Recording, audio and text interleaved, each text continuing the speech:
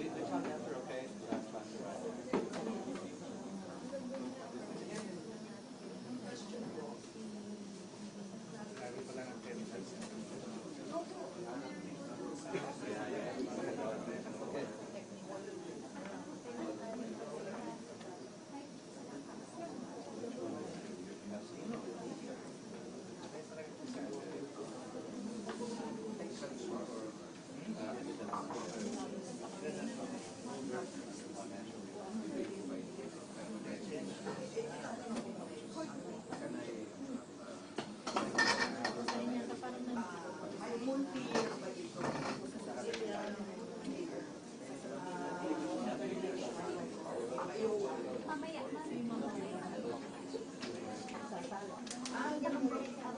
Maya-maya, ma'am.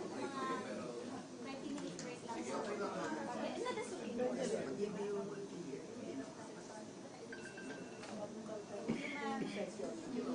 Anong oras sa rin? 5 minutes. 2:05, ma'am.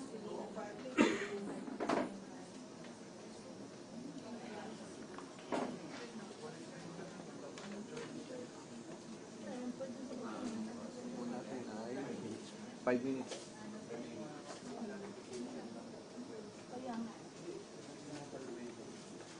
Mamaya po, sasabihin ko yung after po.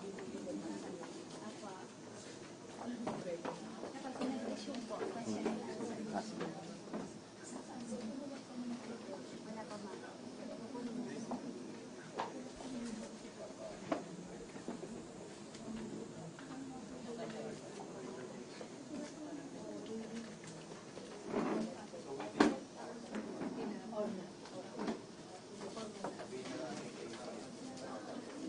Naka-break din.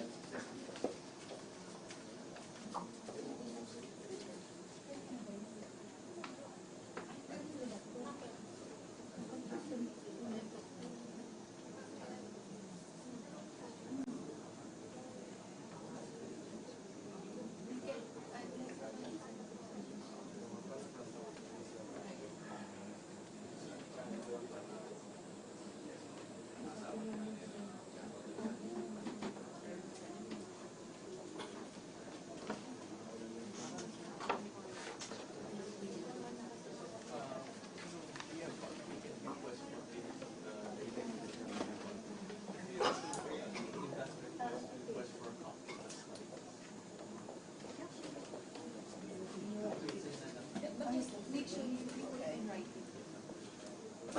Are you done with your questions? Ha? Pagka bumi, kasi hindi ko control lang po. Usapan na din. Pwede po. Basta po, Pero palagay po CQ sa na lang form. po namin. Palagay po nila sa form po yung Kunin ko question. lang. Apo. CQ na lang. Hindi po, yung question po. Hingi ka po kay Kuya Kiko. Ayan, ayan. Thank you, Kuya.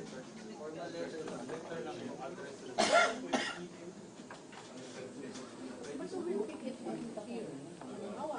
Ready na. We will pick it. Thank you. You made that? Hindi, license.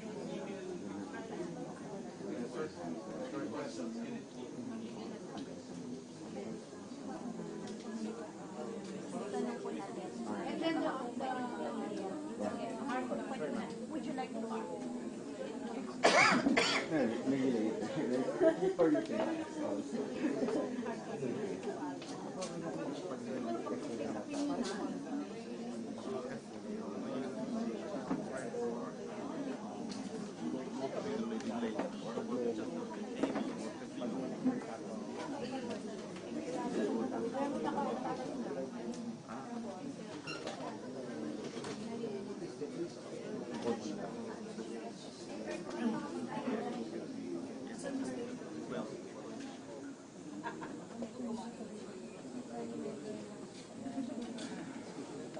Thank you.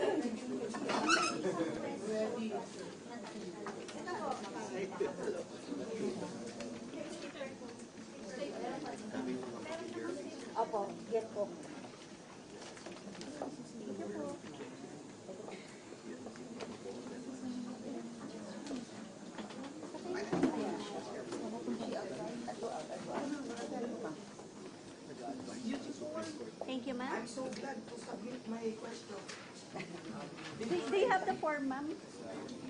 Focus mo, hindi ka. Hindi, ma'am, attach natin, ma'am. Just indicate lang, ma'am. Yes, ma'am. For, sa akin po. Marami pong salamat. Marami akong sagot. Sorry po, ma'am.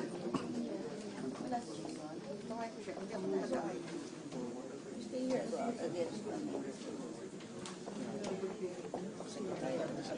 Nakapress din sa ano. Kasi i-on ko pala ito para meron kang ano. Oo. Para meron kang sorry.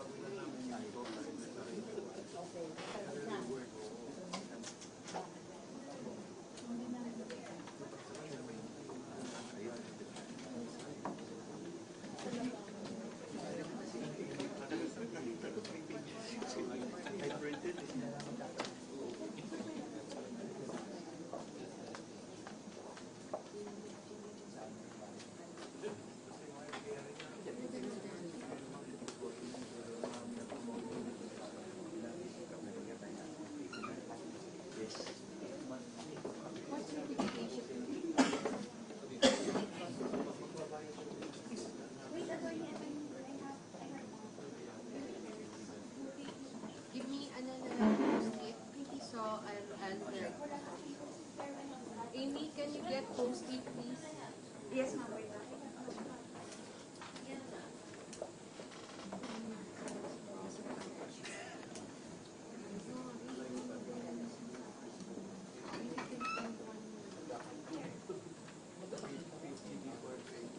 Can we have stickers?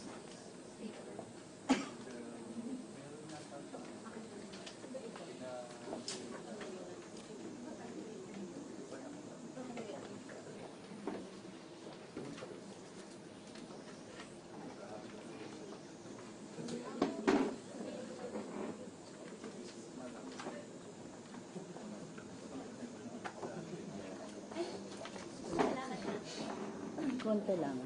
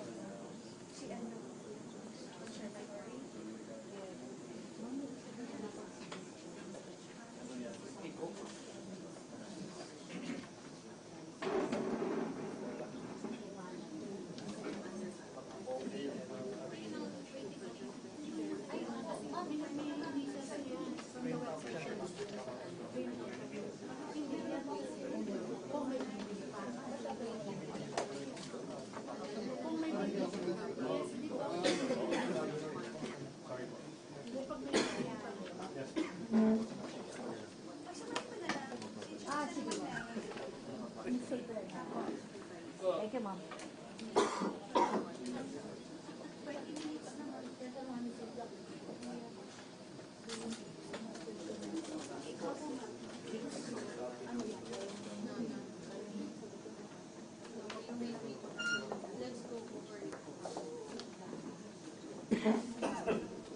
There are many questions, so The SBAC one will just go over it so we can give you an intelligent answer. Okay, so we will ask for 10 more minutes. You may use this time to go to the restroom.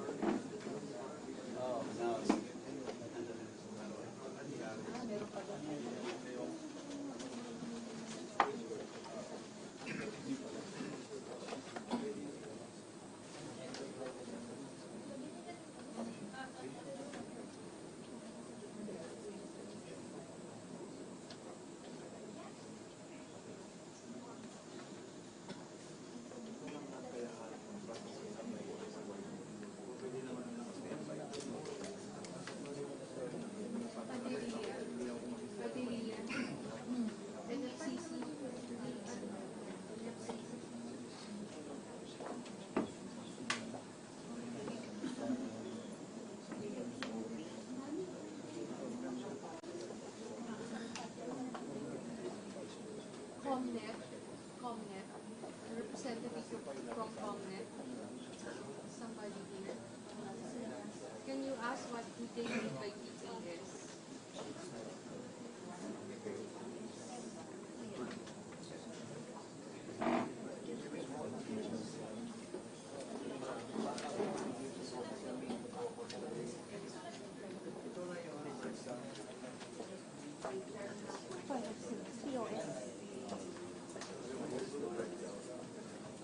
Some of the questions were already clarified.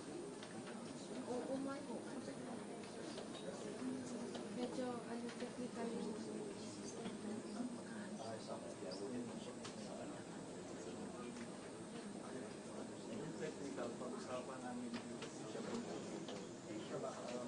May?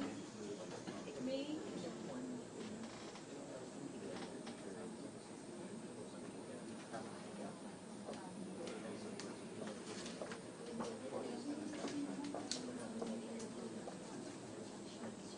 Okay.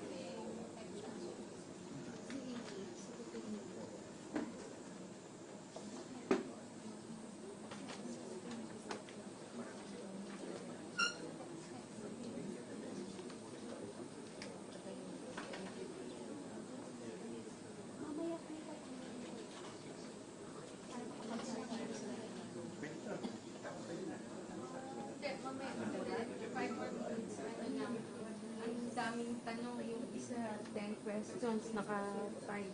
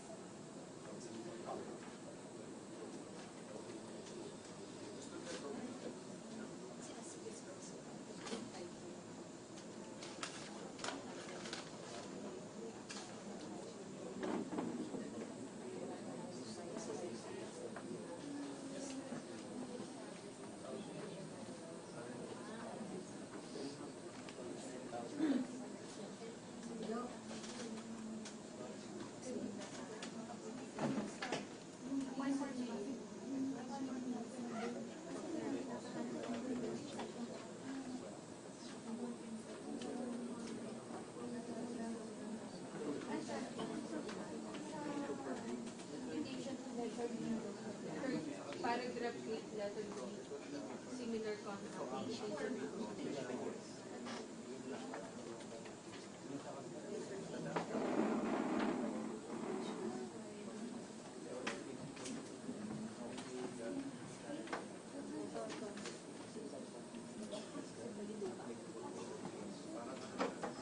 Let's start with this one. What is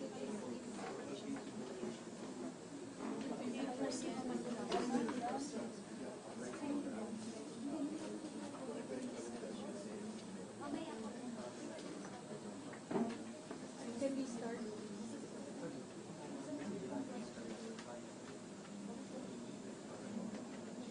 Let's start with this.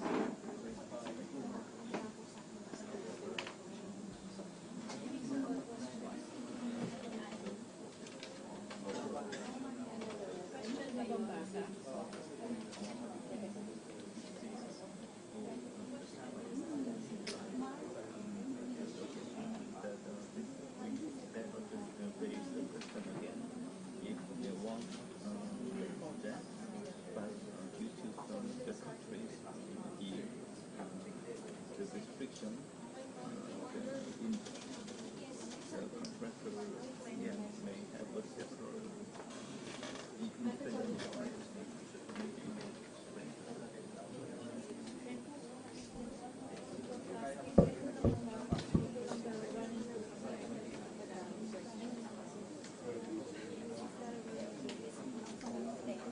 Good afternoon again. The continuation of our pre-bid conference is called to order. Secretariat, can you please read the questions submitted by the proponents? Are there any other forms not yet submitted to us?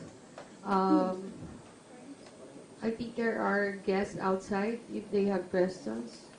Can you check, please? All in?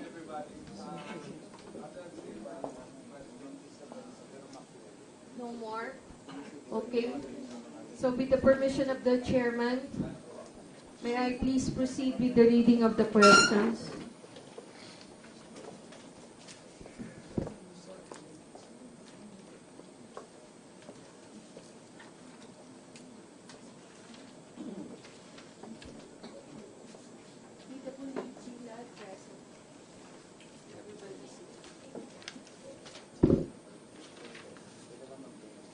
Thank you, no more.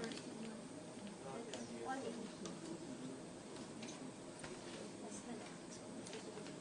Meron pa. Nagawa. So let's start with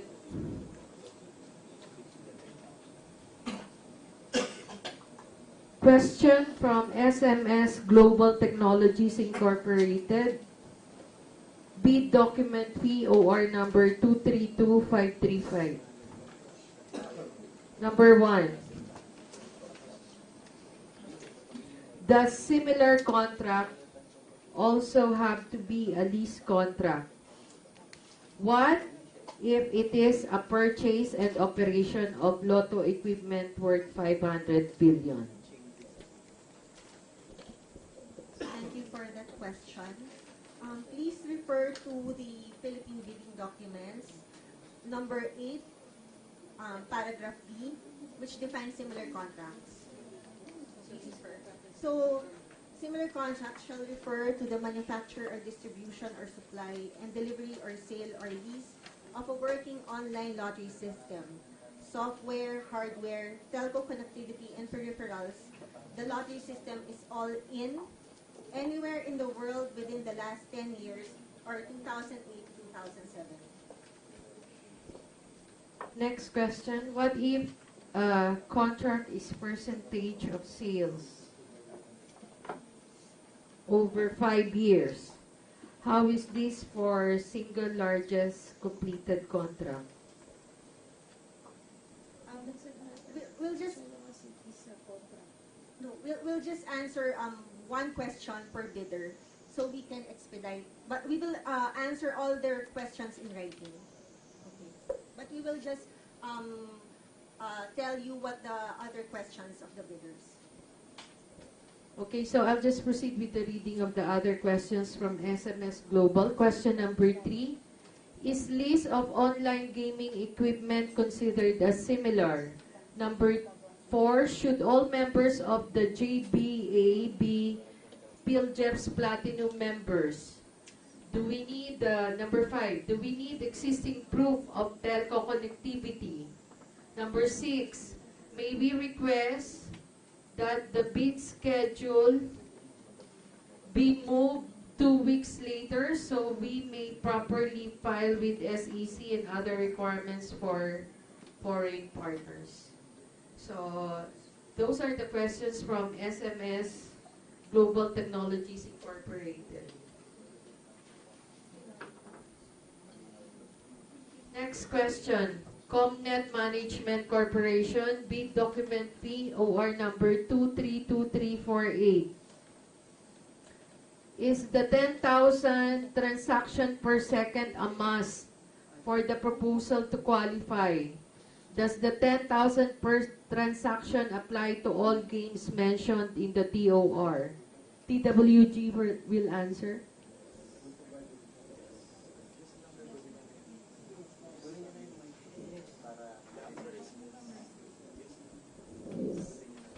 Yes, ma'am. 10,000 transaction is a must Per second. per second because we will be installing 10,000 terminals, and we expect during peak time there might be a 10,000 transaction per second. Okay, next, from Game Tech Labs, bid document POR number 232538. Question. Please specify in the requirements or clarify that all terminals, I cannot understand the handwriting.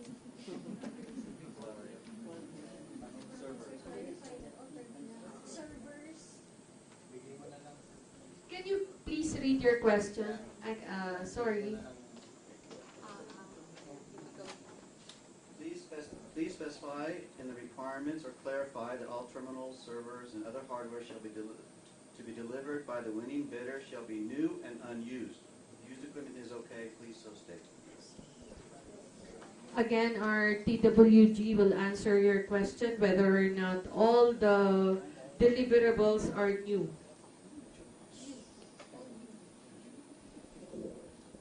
It is clearly stated in the bid documents that all equipment and peripherals should be brand new, latest, and state-of-the-art. Thank you. Next question. From Pacific Online Systems Corporation, bid document fee 232555. Why do we need 65 units for draw machines? Because there are only 9 games currently. Second question. Is the third year mandatory replacement of hardware and software enhancement still required, even if it is not needed as the lottery system is working? Question number 3. Is the PCSO intending to enter into a separate maintenance agreement with the winning bidder? For the financial requirements, what is the basis for the advance payment and how do you apply for it? Question number 2, the 15% cap on the cash advance is based on the contract price of 10.9 billion. Can I answer? There is no advance payment because the contract is all in, payable in a specified schedule as they become due. As stated in the contract, the first year will be 1.8 billion. The second to fourth year will be fixed, no, 2.26 something billion, or a total contract price of 10.9 billion. So the advance payment, it's just included there if you wish to apply for that, but as far as the bidding document is concerned, we do not provide for an advance payment. The contract is all in, locked in, fixed rental rates for the next 5 years. For the eligibility docs, TWG will be answering one question. Number 1. The question is, why do we need 65 units for draw machines? Because there are only 9 games currently.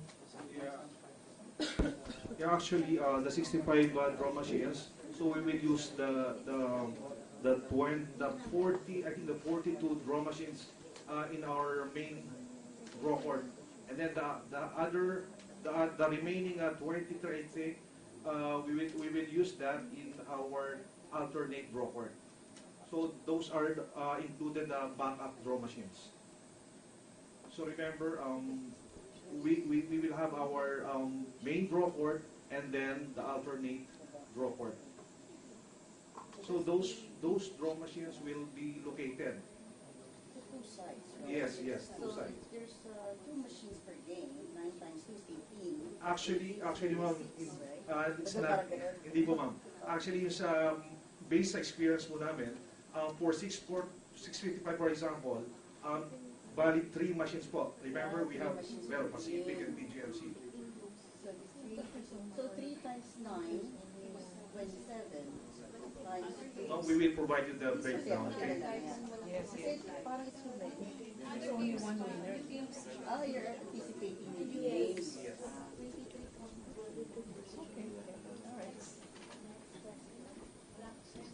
Okay. The rest of your questions will be answered, but we will just entertain one now, okay? Did we discuss already? Second question, you want to answer? Okay.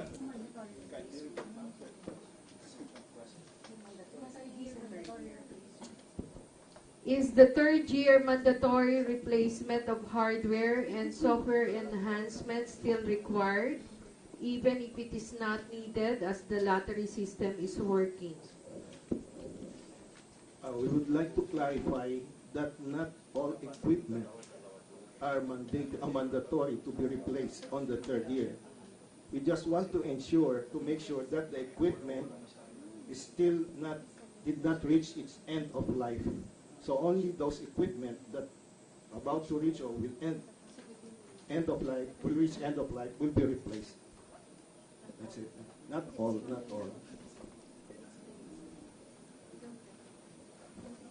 Next question from Game Tech Labs, OR number 232538. Maybe know who is the representative of Game Tech Labs? Oh, it's you again. Oh, what do you mean by GPEP? Wait, I'll just read your question first, sir. Oh, okay. And your question was, submission of PhilJeff's membership. Do we submit the original copy? Yes. Yes. If you have the platinum membership certification, you should submit it. And we can also downloaded copy. But if you have the original, there's no problem if you want to show it to us. I mean, the original is the best evidence. Okay. Of course, that's your document. Next question. Again, from Game Tech Labs.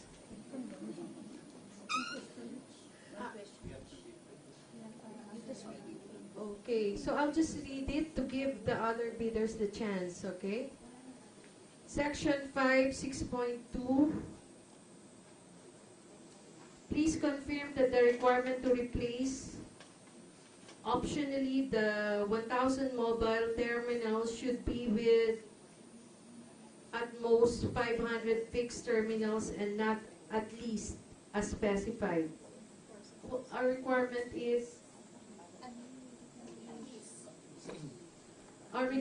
is at least, as stated. Yes. Well, in the future, we might require it, and it will be the subject of another bidding. But for this particular contract, at least 500. So I'm sorry, is it okay if I? No, the specification is 1,500 units of mobile terminals. Wherein PCSO will have the option to convert the mobile terminals into at least 500 fixed lottery terminals, depending on our operational requirements. So you may choose to ask us to provide Yes. even more, but we no additional cost No, to you. yeah. Equivalent to the 1,000. It's only equivalent to the cost of the 1,500 mobile terminals. 500 Is converted. Okay, so it's saying it can be changed to say exactly not exceed the cost of the 1,500. Anyway, we will specify it, sir, in the clarifications. You will be furnished a copy. Next, can we proceed? Okay, Game Tech Labs.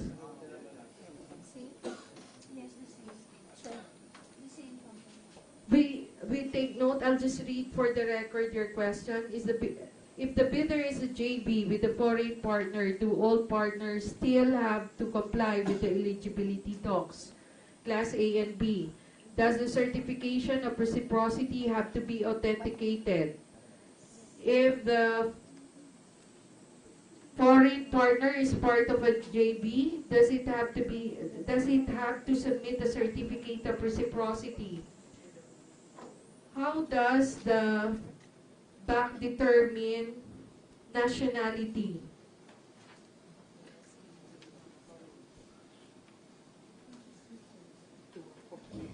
If the bidder is a JV, does the Filipino partner have to be 100% or 60%?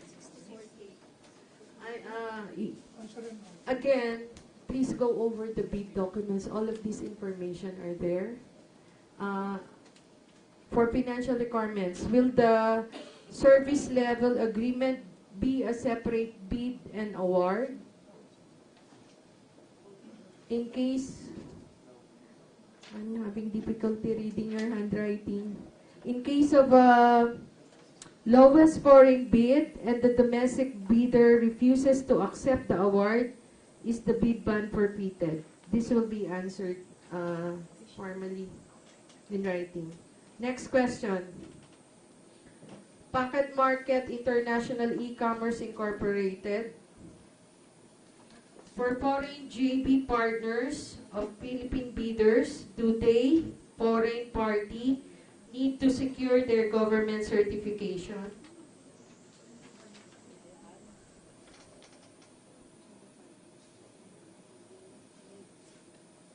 Okay. This is foreign JV partners of Filipino corporations. Who is it?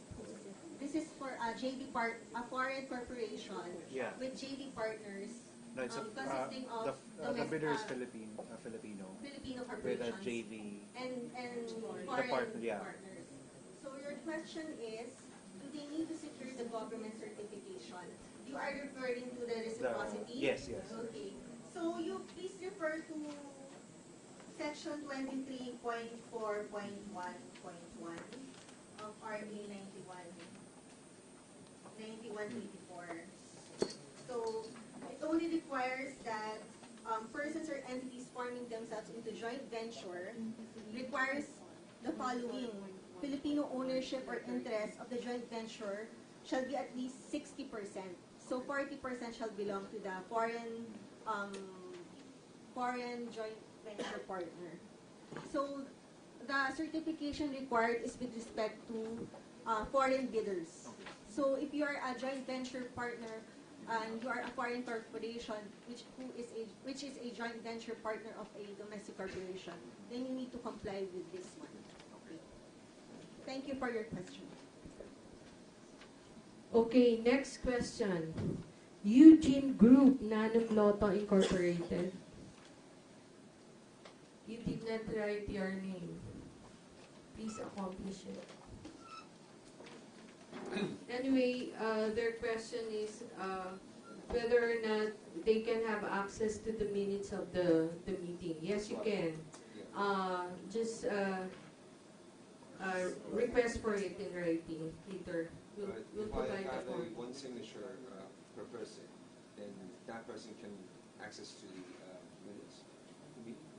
Or other people from... Any authorized representative of the bidder can request for a copy.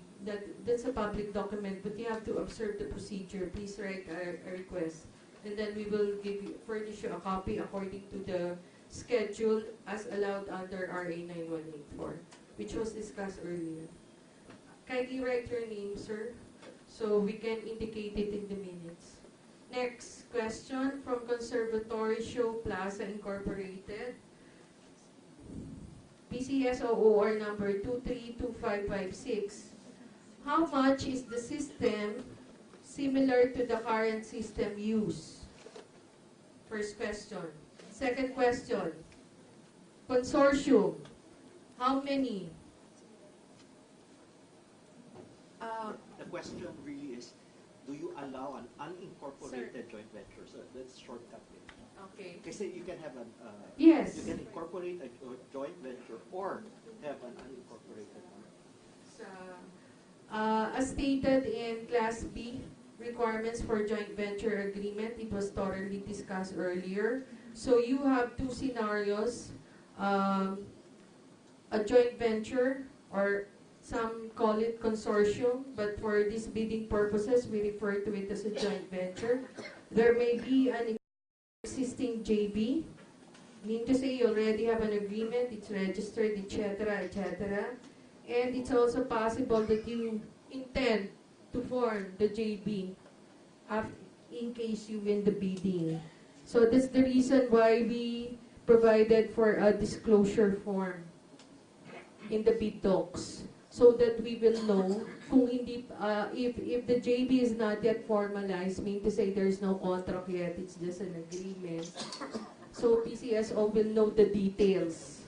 So, again, no, my question Point is... of clarification, kasi sir. if So it's- you want to know if the joint venture agreement need be registered with the separate registration, I think I understand that Okay. the JV agreement can be registered or will be registered, but the entities, do they have to form one corporation, all the joint venture partners, or can it simply be an unincorporated joint venture? In the interim. Yes, sir. In the interim? No, I mean for the duration of the contract. The unincorporated joint venture is specifically for the project. And then after the project, all the companies will in separate ways. No, registration and incorporating.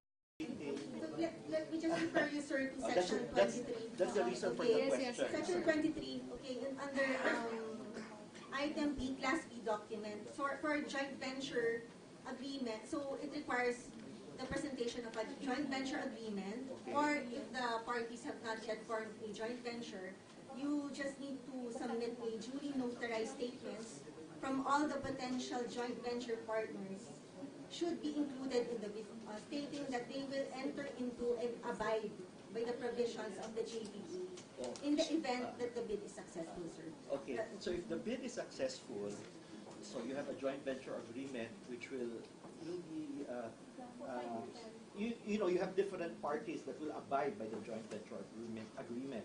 But do you have to incorporate, you know, one corporation for all joint venture partners? Because that would be different. You have an unincorporated joint venture, which is specific to the project, and then at the end of the 5 years, you go your own separate ways. You don't have to dissolve.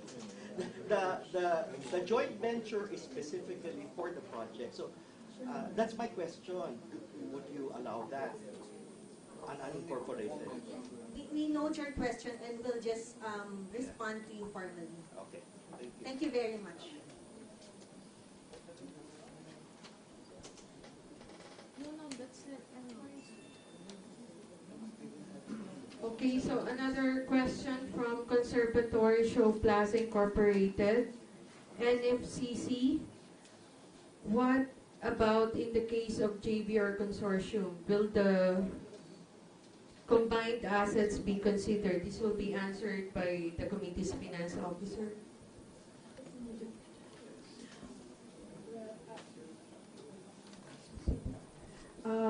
No, ma'am. No, Sir. no, sir. But only the lead corporation's financial statement will be considered. Hence, ang question na ang NFCC, the assets of the lead corporation will be considered, not the combined. Okay. Next up, again from Gain Tech Labs. So I'll just read your question, Mr. Andrew. Section 5, special condition of the contract, servers, network, and appliances are big investment. Lifetime is typically at least 5 years. Requiring replacement after 3 years on mandatory basis increases the bid price and reduces revenue to PCSO. We request that this provision be deleted. Okay? This is not a question but a request. Next, for financial requirements, Section 3, bid data sheet, item 12.1A, Roman numeral number 2. Requiring 50% of the ABC will limit the number of bidders to select bidders. We request your good office to invoke clause 23.4.1.3 of the IRR, allowing prospective bidders to have completed at least 2 similar contracts with the aggregate contract amount equivalent to 50% of ABC, with one of them being at least 25%. we note of your question and will answer it formally. Next question.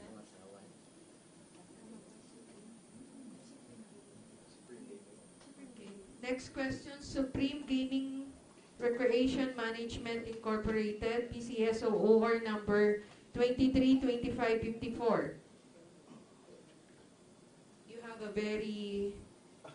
You came very prepared. Supreme Gaming sent us 3 pages, 22 questions with 9 as the size of the font of your communication. Okay, so we will take note of all your questions and we'll try our best to answer each and everything. But maybe we can, Madam Chair, can we accommodate one question from them?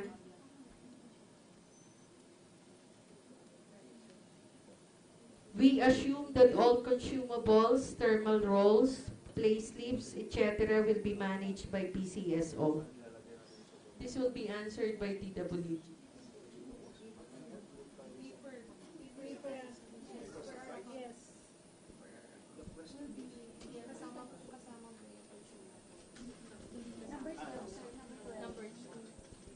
Question is about the consumables, which we understand the paper supplies, lotto, thermal ticket, roll, and death slips is not included in the bid, in this bidding. In other words, it's not a problem for you. All you have to do is to attend to the specification for the lottery system. Okay, next. Again, from Andrew, Game Tech Labs. Section 5, SEC 6.2, 17.6. The WLA does not certify lottery system. What they do is certify lottery organizers or organization like PCSO that operates lottery. As such, it is not possible for any bidder to deliver to PCSO a certificate stating that their system is certified to WLASCS. We believe this provision should be removed or restated to say that the system shall satisfy the relevant aspect of WLA standard that would allow PCSO to certify their organization as compliant to WLASCS. We will answer this officially and let it be on record that PCSO is in close coordination with the World Lottery Association for this bidding activity. Okay. Daming question. Next, sorry. Again from Andrew. Section 7 is 10,000 transactions per second a peak burst or on a sustained basis. If on a sustained basis, it is not reasonable that such a level will ever be approached and will require specifying hardware at significant cost to the bidder and PCSO. It is suggested that this be reduced to 10,000 per minute. It's the same. Second. Okay, 10,000 per minute on a sustained basis. I think this was answered by RTWG earlier. Can you, sir, for the pleasure of Mr. Andrew, can you repeat again?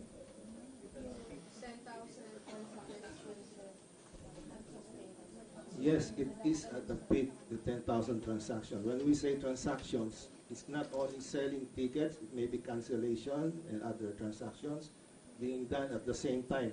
But we're not thinking only of lotto terminals here, because eventually we might be using this for cross-channel or other mobile devices. So we expect more than that transaction, but the basis for performance evaluation is the 10,000 transaction per second peak.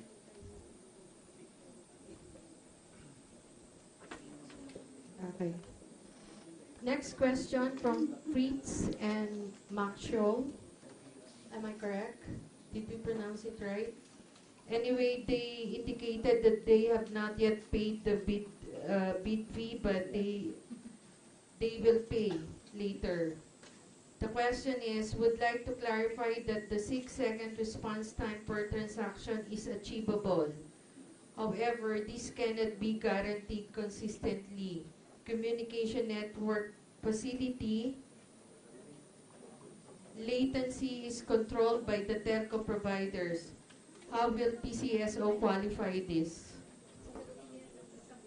And the next question for financial.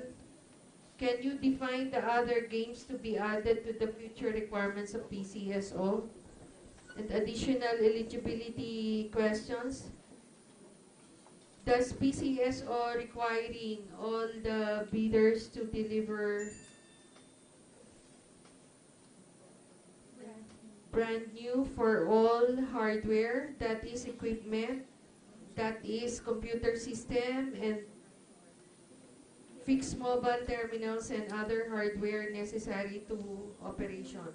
Can we ask for the extension of submission of bids for 1 month to process documents for foreign bidders? The DWG will be answering one question. As regards the 6-second response time, this is currently the response times with our existing system providers. From the time you press enter and the time the terminal print ticket should be 6 seconds, within 6 seconds. But based on our experience, sometimes it's less than that. 4 seconds, 5 seconds.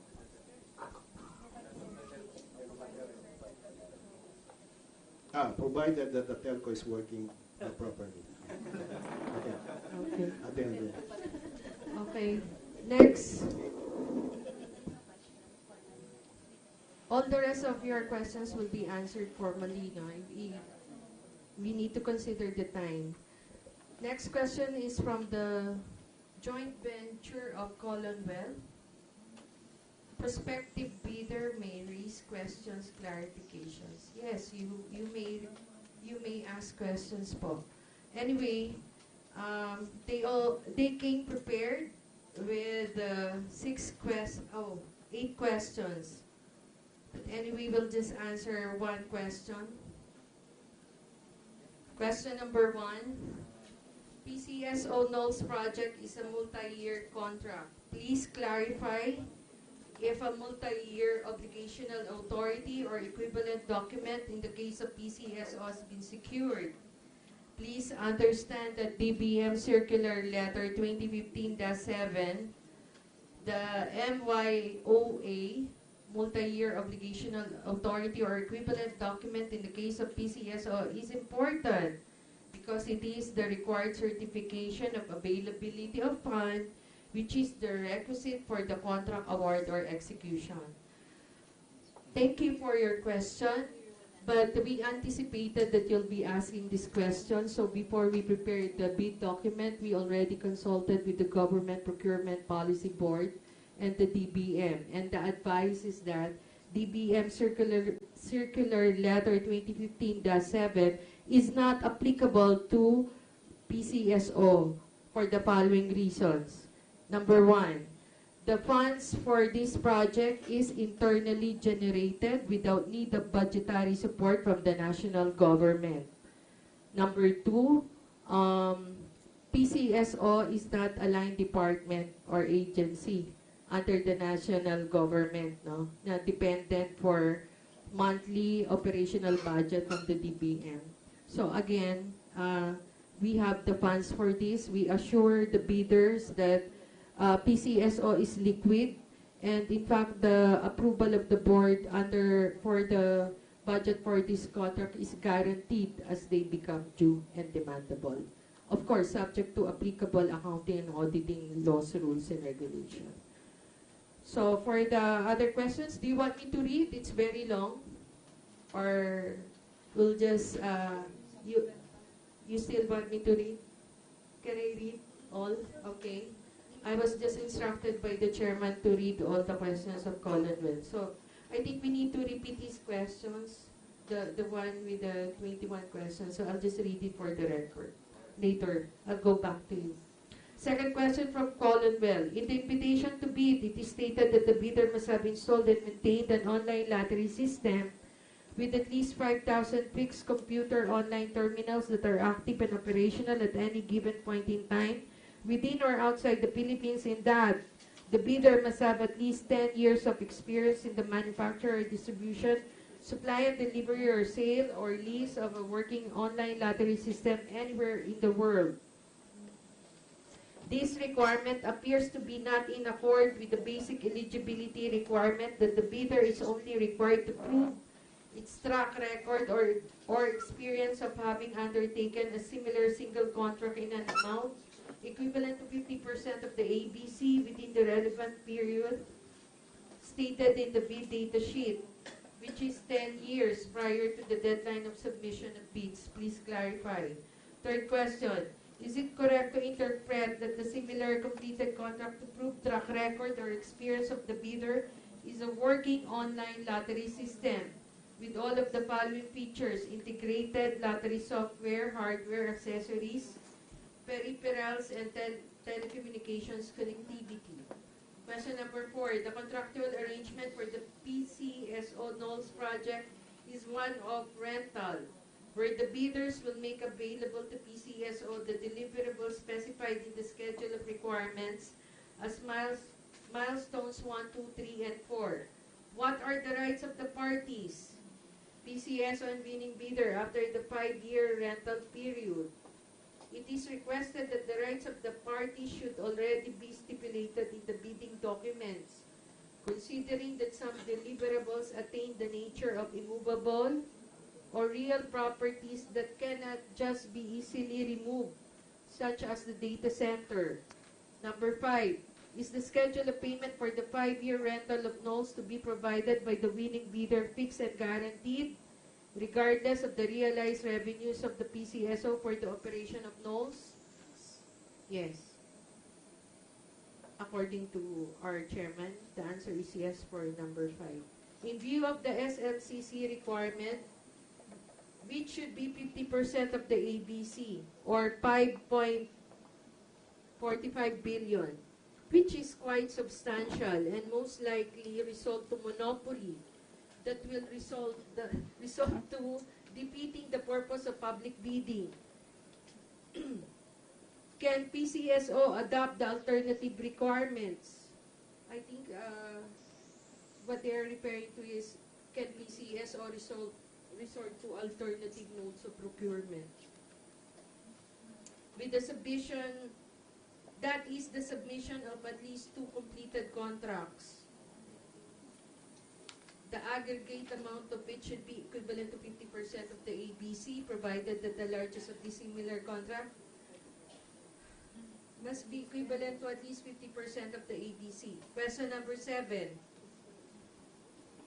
Subcontracting is not allowed under ITB BDS Clause 8.1. However, for the NOLS connectivity telecommunication services, subcontracting is necessary. Amendment of the bidding documents to allow subcontracting for this aspect of the NOLS is requested. Last but not the least question.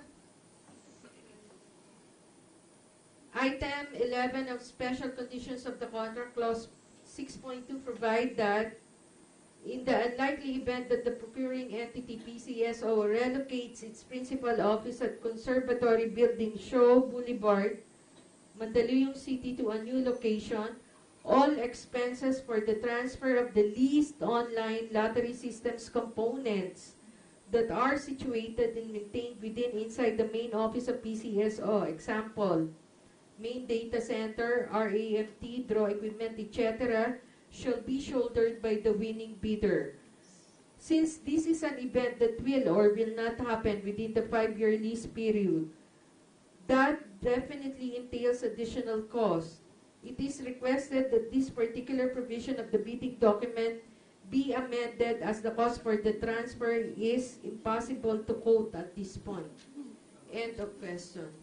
We will go back to the question of the good-looking gentleman, the 21 questions. I'll give the floor to the other member of the Secretariat. Yes, to go back to your questions.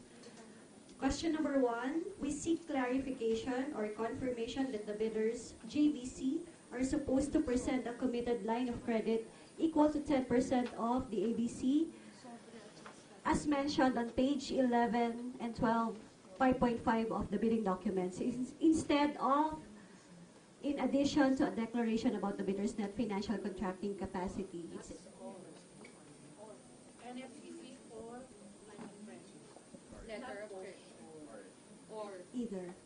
Number 2, we seek clarification, confirmation that the bidders JVC are supposed to post a performance security equal to 5% of the ABC, as mentioned on page 31 to 33 of the bidding documents. In this context, we seek clarification that the bank guarantee form for advance payment of the bidding, as mentioned on page 117 of the bidding documents, is equivalent to the previous mentioned performance security. In this regard, we also seek clarification about the payment terms mentioned on page 41. Yung bank guarantee form for advance payment. The performance plan. But as previously stated by our head of the Secretariat, advance payment is not it's not included. Because we will be required to seek authority from the Office of the President, and that will take long. But I can clarify that's different, and the bond must be equal to 15%. If you are asking for a advance payment of 15%, it should be equal. That's different from the performance. It's not included. Okay, next. We seek clarification that the bidder is supposed to subcontract all types of connectivity telecommunication services as mentioned in the project scope of the bidding documents, and that the bidder is supposed to guarantee the technical performance of those subcontracted services as mentioned on page 45 to 9, downtime penalties. Good answer. Number 4, I will just read all of the questions kasi it's up to number 22. We seek clarification that the bidder is supposed to provide a backup draw court or venue with 18 meters in height within a maximum distance of 15 kilometers from the PCSO head office. Number 5, we seek additional information about the term user acceptance mentioned on page 55. Number 6, we seek additional technical information about all existing PCSO game rules, regulations, mechanics, and requirements, including all entry permutation format offered for each game. And number 7, additional information about the total number of PCSO branch offices and lottery terminal allocation for each PCSO branch office would be most welcome. Noted po. Number 8, who will be in charge of the maintenance of the terminals?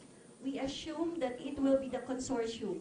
Does it include the hotline, or will the hotline be managed by PCSO and transferred to the bidder for intervention? PWG will answer that.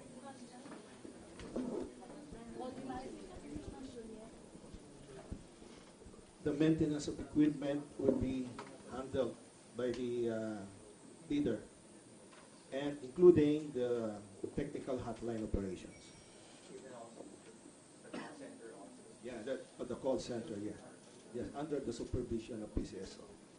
So we'll have at least one supervisor. So you have one organic.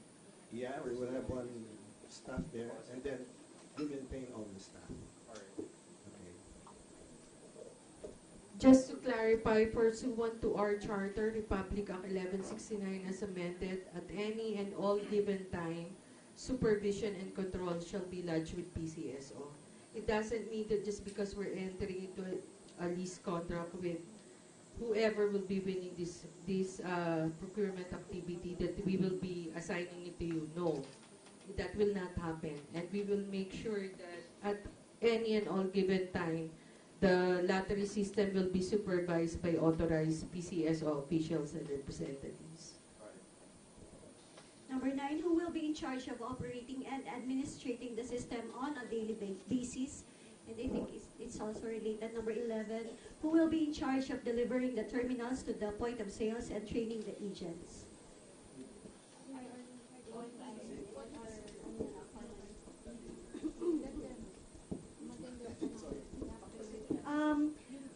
Who will be in charge of operating and administrating the system, and who will be in charge of delivering the terminals to the point of sales and training the agents po?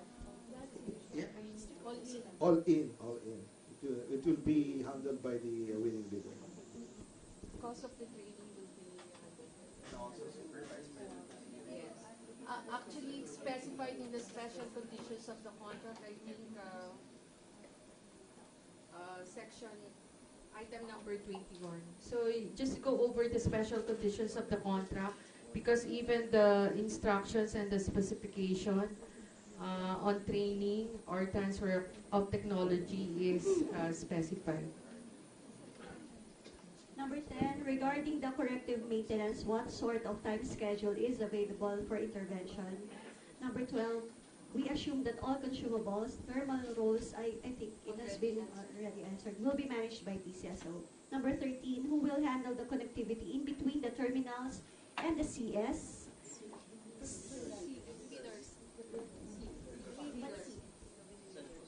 Central system. we call it main computer system. Same in between the main server and the duplex server that we will have to install most likely in Cebu. Okay, number 14. Number 14, custom duties.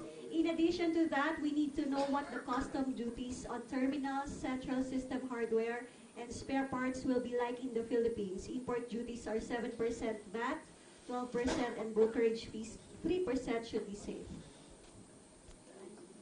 Again, the specification for this contract is all in, so you have to take care of that. Okay. Can we ask for the full rules and specifications of the games? I think they're talking about the PCSO games, of the PCSO games. It's available in our website. Game rules. Draw machines, 20, lotto machines, and 45 pick machines are required. Can we get the breakdown? Okay, I think this has been answered also by Sir Ariel a while ago. The breakdown of the machines between 131 or 110 machines. We would appreciate to know for what games the drawing machines will be used for. Number 17, staff or call center. Please confirm that the consortium will be in charge of recruiting, managing the call center staff. Ratio of 1 person per 300 terminals. Will the staff be required to speak multiple languages? What will they be? Can we get more details about what is the purpose of both call centers? 2 call centers, one will be the backup of the other one. Dialects. Not language.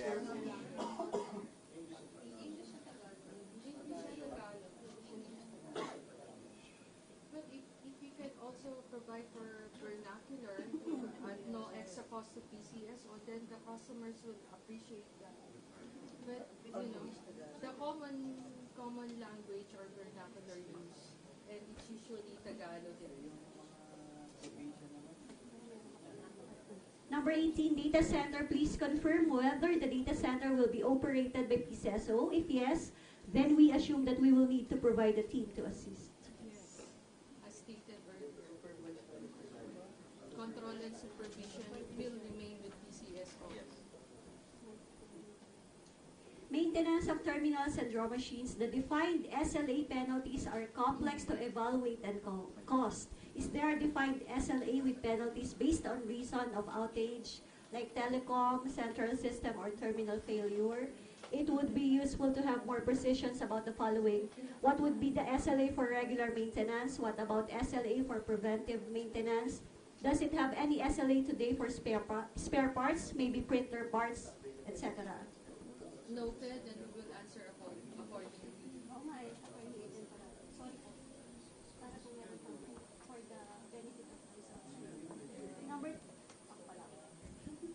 20, operations and manpower. Please confirm that the consortium will be required to provide the following. Support engineers for installing and uninstalling terminals, maintain and repairing terminals, troubleshooting hardware, software problems, technicians, maintaining and repairing lottery draw equipment of LDES, ESF. Yes, again, the contract is all in. So if manpower requirement will be necessary to be supplied by the supplier, then that will be for the cost, for your own cost, because the contract is all in.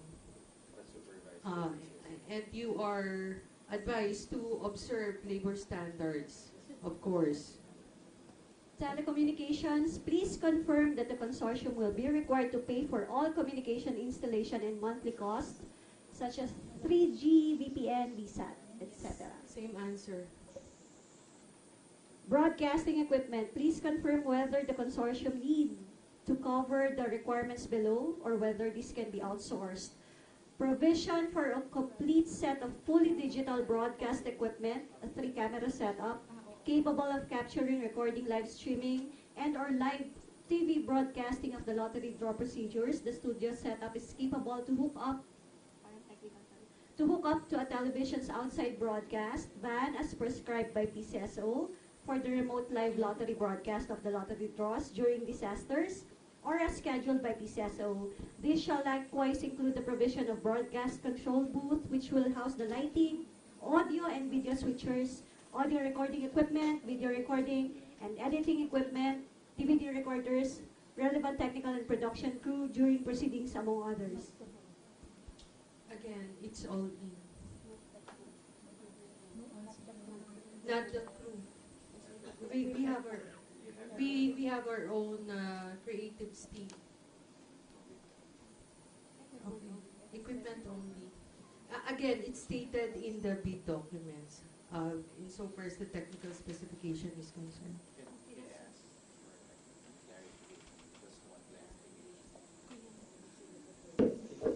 Why don't you write it down? No, just I just want to ask if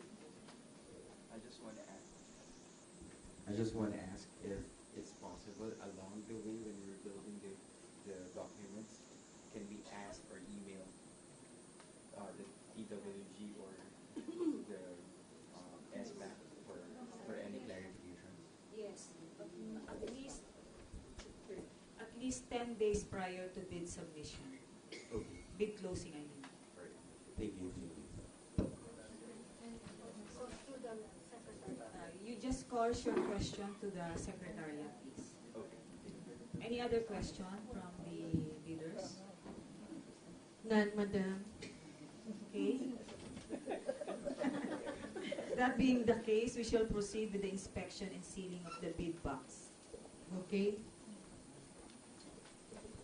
Pilar, can you please approach the bid box? Or Chico? Maybe a request our invited observers, our friends from NAMPRA, Kamagpi, and the Ombudsman to help us out in the inspection of the bid box and its sealing. Okay? Everybody is here. You can look. Nothing is inside the bid box po.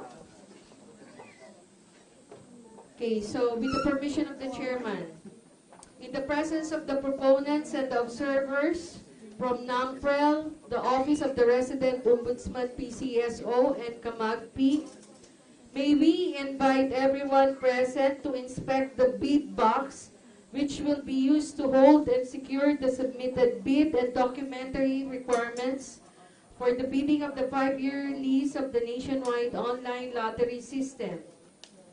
The last day for submission of bids is on July 24, 2017 at exactly 10 a.m. And the opening of bids will be July 24, 2017 at exactly 1 p.m. at the ISO Room, ground floor Conservatory Building. Kindly proceed with the inspection of the bid box. People outside may form a line so that you can see the bid box if you wish. Or maybe we can request our cameraman to zoom in on the bid box so even our viewers at Facebook can see.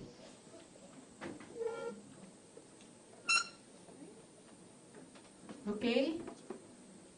Finding the bid box empty.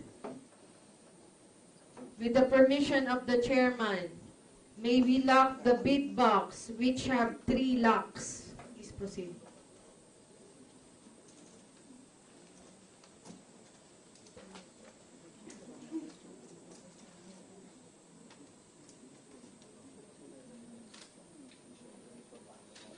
Okay? Don't put it inside. We will ask permission first.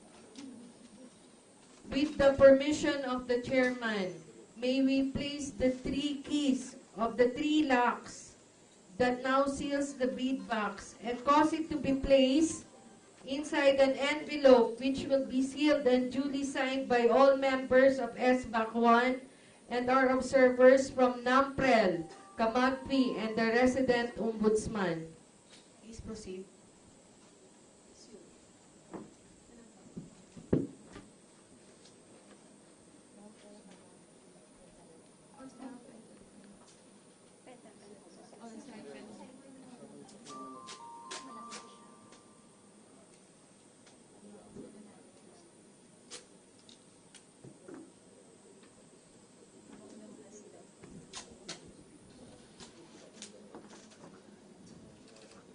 We will be requesting our observers to sign first the key holding the envelope.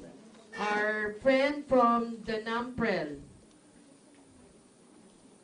please sign across the seal. Our friend from Kamagpi,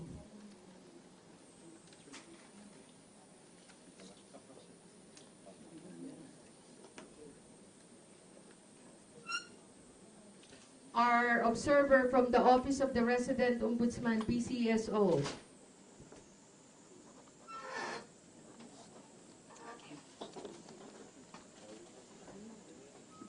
Members of SBAC.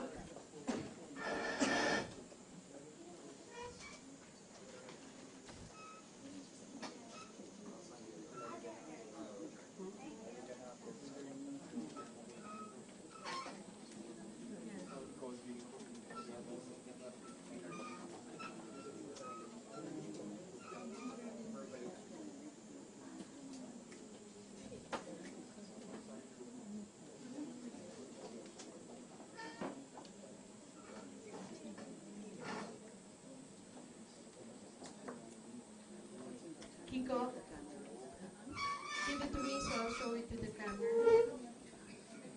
In the presence of our guests, bidders, observers, and members of SBAC 1, I'm showing to you the sealed envelope containing the 3 keys to the 3 locks sealing the bid box. For the record. Secretariat, please guard and maintain the integrity of the sealed envelope bearing 3 keys of the locks to the bid box and the signature of SBAC 1 members, including the representatives from COA and other organizations, NAMPREL, Kamagpi, and other organizations. The same shall be made available and used to open the bid box on July 24, 2017 at exactly 10 a.m. 1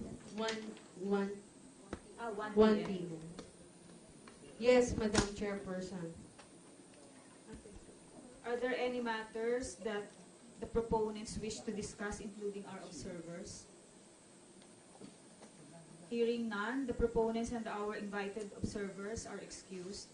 We shall look forward to having you back on July 24, 2017 for the submission of the bids at not later than 10 a.m. and opening of bids at 1 p.m. Please accept our sincere appreciation for having attended this pre-bid conference. Thank you. The pre-bid conference is hereby adjourned. The members are instructed to remain. We shall have our executive session.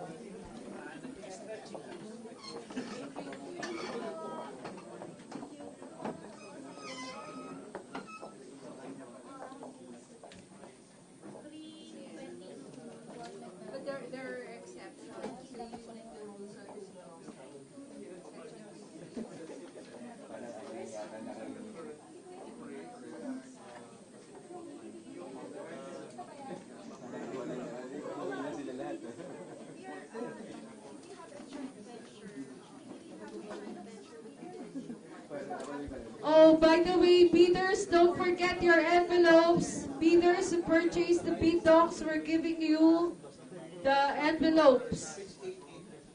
Please don't leave yet.